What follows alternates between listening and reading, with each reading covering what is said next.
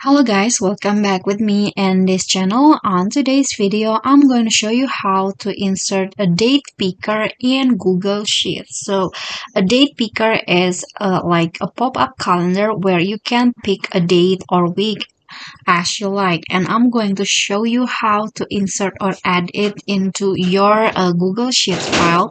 So basically, if you type in a date, for example, I want to type in today's date, it will automatically, if you double click the date, it will automatically uh, show the pop-up calendar or the date picker, and you can choose the date as you like this.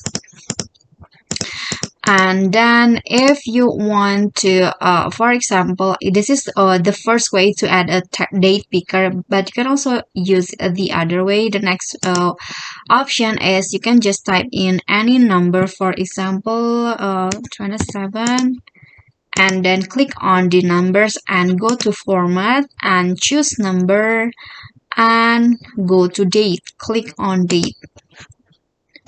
And if you double click, the pop-up calendar or the date picker will also show up. You can just change the year, not 1900s, 2022, like so.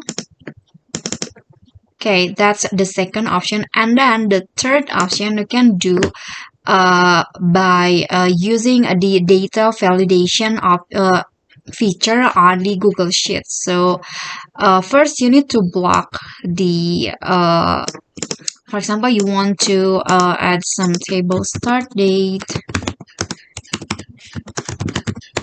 so end date, and you're going to use you add a data picker. Just block the cells, and then you can just go to the data menu and then click on data validation, and then here the criteria you can change it into date and invalid data, reject input, and then click on save.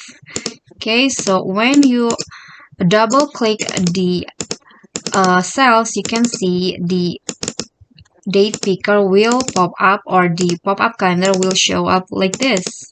It's so easy, right?